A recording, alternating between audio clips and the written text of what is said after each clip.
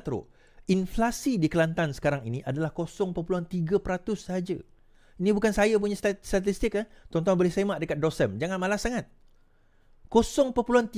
Maksudnya, ekonomi Kelantan tak berkembang, tuan-tuan. Kadar pengangguran Kelantan 33%. 34%. Lebih tinggi sedikit daripada kadar pengangguran nasional. Kadar pengangguran Kelantan adalah yang antara yang tinggi sekarang ini. Kita tak ceritalah kadar masalah sosial dan sebagainya. That's what happened. Kelantan, Terengganu. Terengganu ni dia nasib baik sebab dia ada minyak. Itu je. Kalau Terengganu tak ada minyak, habis dia macam Kelantan, tuan-tuan. Habis dia macam Kelantan. Dia ada royalty minyak. Bukanlah royalty. Ehsan minyak dekat situ. Kalau tak ada, kenapa berlaku demikian? Dia berlaku demikian kerana sikap pemimpin di dalam negeri itu sendiri yang tak kreatif. Saya nak ambil contoh paling mudah, tuan-tuan. Tuan-tuan tahu Negeri Sembilan tak? Tuan-tuan tahu tak Negeri Sembilan baru-baru ini dapat anugerah? Anugerah, Negeri Sembilan dapat anugerah apa? Tentang ekonomi. Negeri Sembilan terima anugerah negeri paling progresif 2024. Daripada siapa? The International Business Review Asian Awards 2025. Negeri Sembilan ni, tuan-tuan, dulu memang jin bertendang punya tempat. Amin tu. Ya Allah. Hari tu saya makan durian dengan dia kan. Saya kata, Abi, saya makan durian dengan dia. Humble, tuan-tuan. Bukan saya makan durian dengan ni, saya ni dapat projek. Saya tak pernah, lillahi ta'ala, saya tak ada projek besar saya dapat daripada Negeri Sembilan, tak ada. Besar kecil pun tak ada daripada Negeri Sembilan ni, tuan-tuan. Tapi dia adalah kawan saya. Dia adalah seorang pemimpin yang ikhlas, yang jujur, yang baik, dan yang paling penting, dia tahu mentadbir. Ni, Kerajaan Negeri Sembilan terima anugerah negeri paling progresif 2024. Negeri Sembilan menerima pengiktirafan negeri paling progresif di Malaysia untuk tahun 2024 bagi anugerah The International Business Review IBR bagi Asian Awards 2025. 25. Dekat mana Kelantan, tuan-tuan? Di mana Kelantan? Lu jawablah sendiri. Okey, habis kat situ. Right, kesian. Jadi kita nak macam mana? Saya nak jawab satu soalan daripada Fadli Syahari. Saya akan share screen capture ni. Walaupun agak sukar sikit. Tapi saya share je. Ini daripada Fadli Syahari. Nanti tuan-tuan ingat saya tipu pula. Saya screenshot daripada dia punya page sendiri. Saya screenshot dari page dia sendiri. Ini bukan saya ambil, saya screenshot daripada page saya sendiri. Tapi sebenarnya saya akan baca lah. Saya tak nak nanti ada masalah dengan ni. Hanya bantuan RM100 untuk semua rakyat dewasa Malaysia bernilai keseluruhan 2 bilion yang kelihatan menarik dari pengumuman hari ini. Selain itu hanyalah pengumuman biasa dan boleh saja diumum pada bila-bila masa menjelang bajet 2026 nanti. Tapi terpaksa diumumkan segera kerana ingin mengurangkan momentum kemarahan rakyat untuk turun 26 Julai ini. Umpamanya tidaklah sepadan dengan teaser yang ditayangkan seminggu seolah-olah filem pecah panggung. Rupanya filem Cak Ayam menggunakan software ciplak untuk proses editing. Software ciplak. RON 95 turun 5 sen. Tidak padan dengan pengumuman seorang Perdana Menteri yang secara langsung di kaca televisyen. Harga lantai padi naik, tapi tanyalah pesawah diesel naik, baja naik, mesin rosak, semua naik. Kos pengeluaran jauh lebih tinggi daripada harga lantai. Yang untung bukan pesawah tapi tauke. 2 bilion bantuan tunai tiada apa-apa artinya berbanding 7.5 bilion hasil penyasaran subsidi diesel. Tiada yang berimpak jangka panjang, hanya pengumuman biasa, tetap turun 26 Julai, jumpa di Kuala Lumpur. Baik. Dia kata 2 bilion bantuan tunai, tidak ada apa-apa berhenti 7.5 bilion hasil penyasaran subsidi diesel.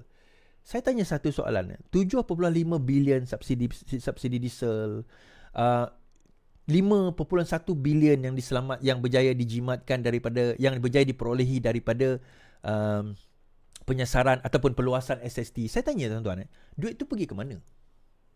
Saya nak tanya pada Fadli Syahari lah. Duit yang bilion-bilion yang disebut tadi tu pergi kepada siapa? Adakah duit itu masuk dalam poket Anwar Ibrahim? 2 bilion daripada 7.5 to 11 bilion tersebut, tuan-tuan, diberikan kepada menaikkan harga lantai tadi, diberikan untuk bantuan kepada petani, diberikan 2 bilion kembali untuk SARA kepada seluruh rakyat Malaysia. Dia macam ni tuan-tuan. Ada yang kata, takkan seluruh rakyat Malaysia? Ya, seluruh rakyat Malaysia. Tapi orang kaya pun dapat. Tun Mahathir pun dapat. Hadi Awang pun dapat, tuan-tuan. Kalau dia tak nak, mudah je. Dia bukan selama-lamanya SARA ni. Dia ada tempoh dia sampai, I think, berapa dah? 31 Ogos ke? Tak ingat saya. Boleh ambil dalam tempoh tersebut. Kalau tuan-tuan tak ambil, maka duit itu akan kembali kepada kerajaan. Mudah. Kalau tuan-tuan rasa, tak patut aku ambil duit ni. Duit ini adalah duit macam ni, macam then tak payah ambil. Bukannya duit tu masuk dalam akaun, tuan-tuan. Dia bukan macam bantuan yang sebelum ini macam BRIM ke, macam STR ke. Duit tu masuk dalam akaun. Ini tak. Yang ini adalah SARA, bantuan SARA. Itulah lain kali. Yang ni, duit ini, tuan-tuan pergi ke kedai. Ada kedai yang tersenarai. Ada lebih kurang dalam 4,000 lebih kedai yang tersenarai. Nak tahu kedai tu kat mana? Senang je. Tanya kedai tu. Biasa kedai pasaraya besar lah. Maidin, CS, Lotus. Lotus saya tak pasti. Tapi kena tanya dulu. Tanya kat kaunter. Yang ni boleh terima SARA tak? Tanya dulu. Saya pernah tengok dulu. Tahun lepas. Kawan saya pergi kedai. Dia tanya kat kedai tu. Yang ni boleh terima SARA tak? Jangan masuk beli dulu. Tanya dulu kaunter tu. Kalau dia kata boleh terima SARA. Bantuan SARA tu boleh. Okay. Then tuan-tuan masuk, beli barang. Beli. Sampai dia kat kaunter, kalau kurang daripada 100, dia tak bagi cash balik lah. Kalau lebih 100, top up saja. Tapi barang apa-apa saja ke Is? Tak. Dia ada jenis barang dia. Barang-barang keperluan. Kalau beli rokok ke, beli baju ke, beli tisu ke, beli hotdog harga RM90 ke, yang tu tak. Yang tu tak cover di bawah SARA. Yang tu, Kenapa kena restrict macam tu? Lah, dah nama dia pun bantuan. Supaya kamu nanti belilah guna barang itu untuk keperluan asas. Seperti beras, seperti minyak, seperti apa orang kata? Ya, ada keperluan-keperluan asas lah yang dibeli, yang digunakan nanti. Okey, faham? Saya tengahkan kat sini. Baik, isu batu putih. Habis dah kat situ. Isu batu putih baru-baru ini. Anwar ada membuat satu kenyataan berkenaan dengan isu batu putih. Iaitu dia mengatakan bahawa Mahathir tidak akan didakwa, kata Perdana Menteri. Alright. Kita dengar kenyataan Perdana Menteri. Kita ambil keputusan kerana dia melibatkan mantan Perdana Menteri. Yang umurnya 100 tahun. Apakah dia tak salah? Dia salah. Apakah perlu ambil tindakan? Saya di Jemaah Menteri, saya bersetuju jangan ambil tindakan. Kalau ambil tindakan, Kota Baru yang akan jerit kata kita tidak adil. Tapi saya tanpa melibatkan soal ini. Kerana umur dah 100 tahun. Salah besar dalam hal ini. Tetapi, kita tak payahlah teruskan.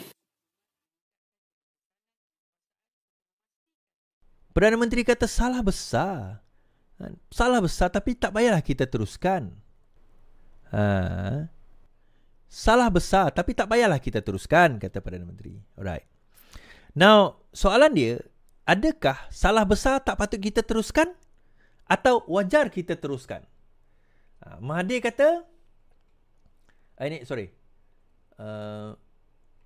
isu batu putih.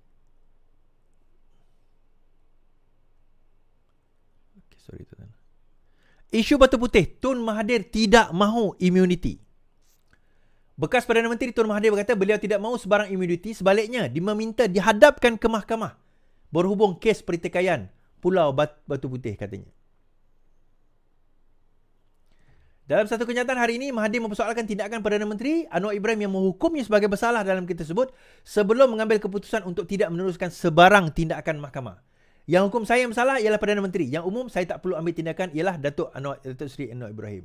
Kan? Beliau juga berkata demikian dalam kenyataan tidak perlu immunity, hadapkan saya ke mahkamah, kata Tun Mahathir. Baik. Apa yang berlaku dalam kes ni, tuan-tuan? Sebenarnya apa yang berlaku? What happened? Apa yang berlaku dalam isu batu putih ni? Isu batu putih ni, ingat tak tahun 2018? 2018, Mahathir pernah membuat satu usul ataupun membuat satu arahan, bukan usul pun, satu arahan supaya tidak diteruskan pursue ataupun merayu di dalam kes Batu Putih. Okey, tidak diteruskan merayu di dalam kes Batu Putih. Okey, saya bacakan kes tersebut supaya kita boleh sama-sama dapat belajar dan mengetahui. Okey.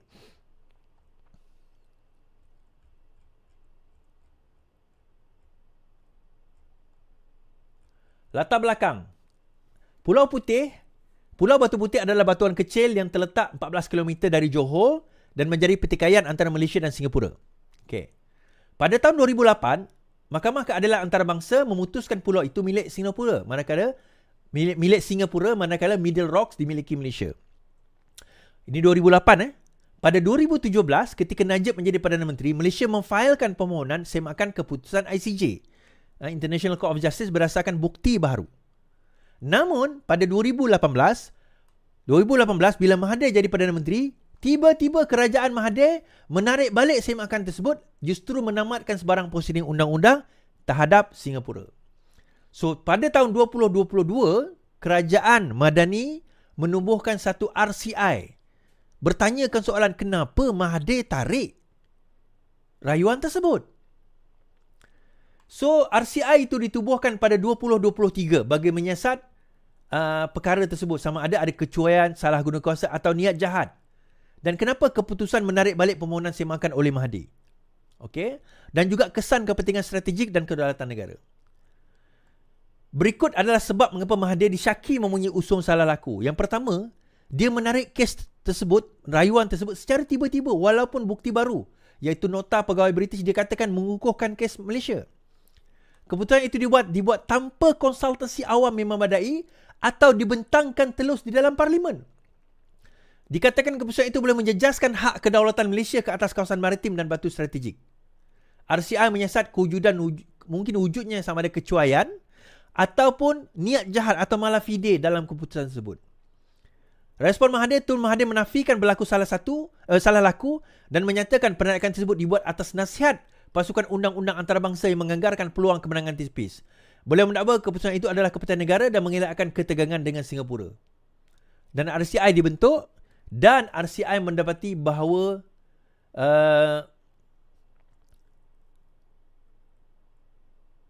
okey.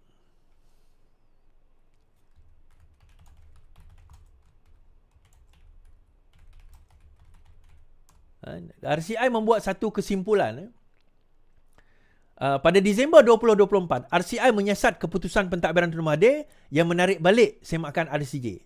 Daripada itu, terdapat dan wujud apa yang dipanggil sebagai kecuaian atau negligence yang dibuat oleh pentadbiran Mahathir dalam menarik balik semakan ICJ.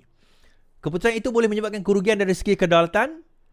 Show RCJ adalah siasatan lanjut dan kemudian tindakan undang-undang diambil terhadap Mahathir, Peguam Negara pada waktu itu, Menteri Luar dan pegawai kanan kerajaan yang berkaitan. Okay. Alright. Pada 20 Julai 2025, okay.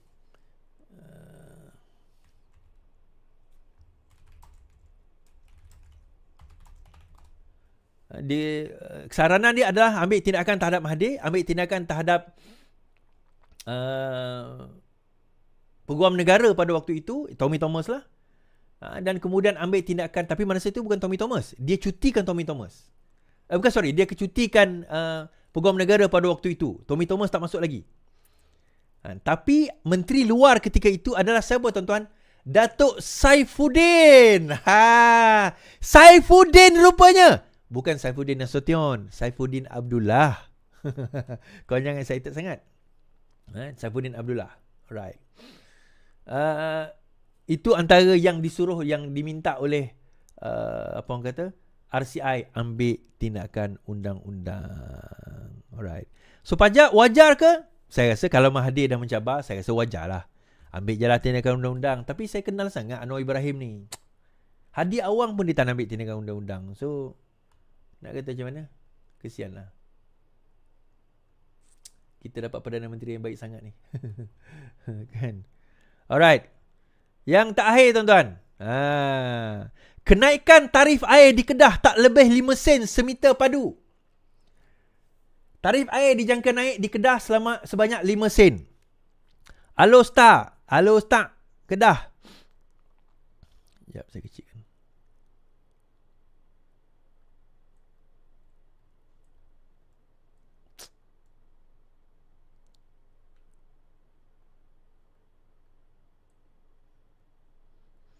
Okey. Kerajaan negeri memberi jaminan semakan semula tarif air yang dikemukakan kepada Kerajaan Persekutuan tidak akan membebankan kadar kenaikan yang dijangka tidak melebihi 5 sen bagi setiap meter padu. Menteri Besar Datuk Seri Mas Sanusi berkata permohonan rasmi sudah dibuat oleh syarikat SADA mengikut mekanisme ditetapkan oleh Suruhanjaya Perkhidmatan Air Negara. Saya tak pasti berapa sen, tapi saya rasa tak lebih daripada 5 sen. Kadar minimum pun mungkin naik sikit, kata beliau. Okay. Naik rupanya. Mari kita dengar. Alamak. Okey, beliau berkata demikian ketika majlis pelancaran logo Sukan Kedah Darul Aman. Okey. Mas Sanusi berkata lebih 60% kos operasi SADA ketika ini tertumpu kepada bayaran bil elektrik dengan jumlah tahunan 128 juta. Katanya peningkatan tarif elektrik sejak beberapa tahun kebelakang ini turut memberi kesan langsung kepada keuangan operator negeri. Kos operasi SADA paling tinggi adalah elektrik, diikuti gaji, tenaga kerja dan bahan kimia. Kalau tarif elektrik naik dan operator tak boleh naikkan tarif air mereka akan tertekan. Contohnya SADA bayar 128 juta setahun untuk elektrik saja. Ini 60% kos. So saya tanya orang Kedah, setuju tak setuju? Saya tanya orang Kedah ni, setuju ke tak setuju? Orang Kedah. Nusi turun. Setuju ke tak setuju? Harga air Kedah ni naik ni. Sanusi turun. Kan? Saya setuju sebenarnya harga air Kedah naik. Saya setuju. Saya setuju harga air Kedah naik. Sebab apa saya setuju harga air Kedah naik ni tuan-tuan? Memang kos operasi. Ini kita terus terang lah. Kos operasi air ni memang dari sekian lama sebenarnya tak pernah naik. Tapi kalau kita guna alasan itu, walaupun akan bantai kita teruknya.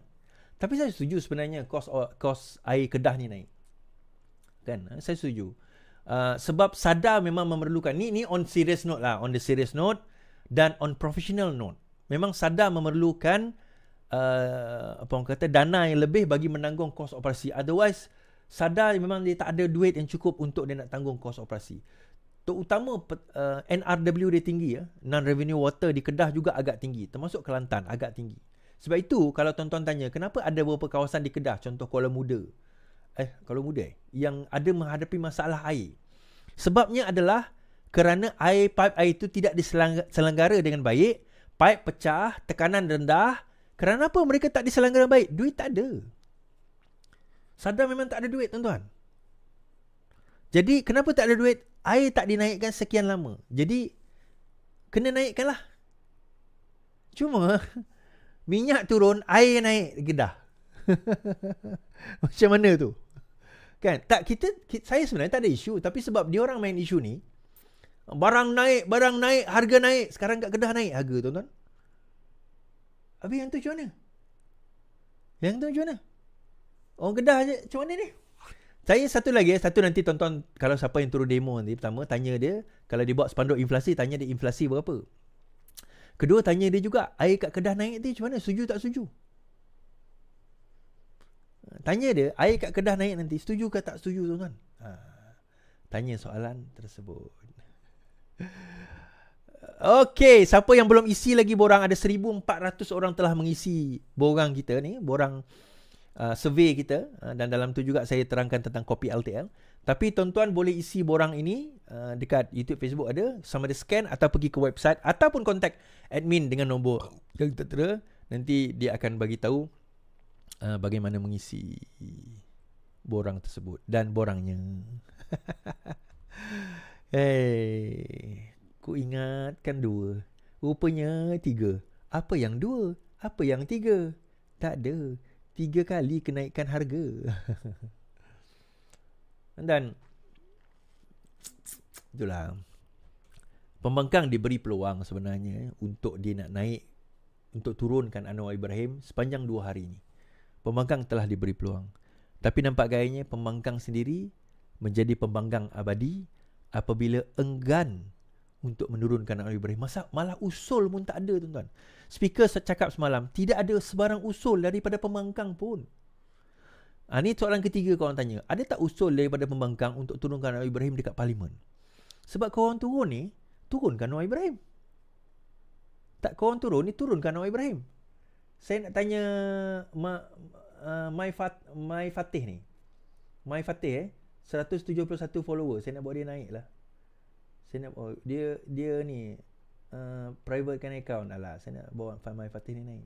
Saya akan stay dekat TikTok. Tuan-tuan boleh datang kat TikTok saya sekejap lagi. Mungkin kita boleh bersoal jawab di sana. Okay, insyaAllah itu saja daripada saya. Saya nak bawa Walaupun naik dalam TikTok saya. Stand by. Tunggu. Jangan lari. Sekian daripada saya. Selamat malam. Selamat beristirahat. Yang penting, lawan tetap lawan. Assalamualaikum.